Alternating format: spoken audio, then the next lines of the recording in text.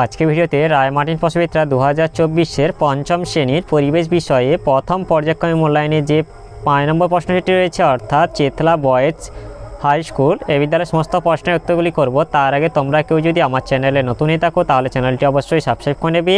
প্রথমে একেইটা আছে শূন্যস্থান পূরণ করো। একে এটা হবে মেলানিন থাকার জন্য চামড়ার রং কালো হয়। 1-2 এটা হবে এঁটেল মাটির জল ধারণ ক্ষমতা সবচেয়ে বেশি। 1-3 হচ্ছে কাঁধ থেকে কনুই পর্যন্ত হাড়কে এটা হিউমেরাস বলে।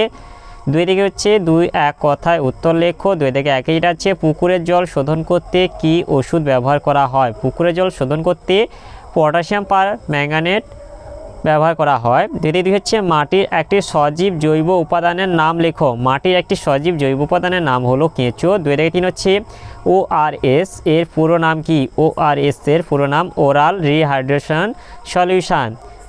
2-4 হচ্ছে লিগামেন্ট কাকে বলে। এর উত্তরটি হলো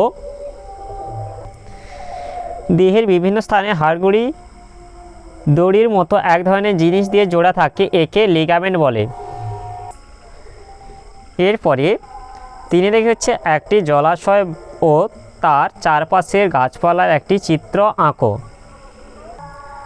এই যে তোমাদের একটি জলাশয় এবং তার চারপাশের চিত্র তোমাদের এখানে এঁকে দেখানো আছে, তোমরা একটু দেখে নাও।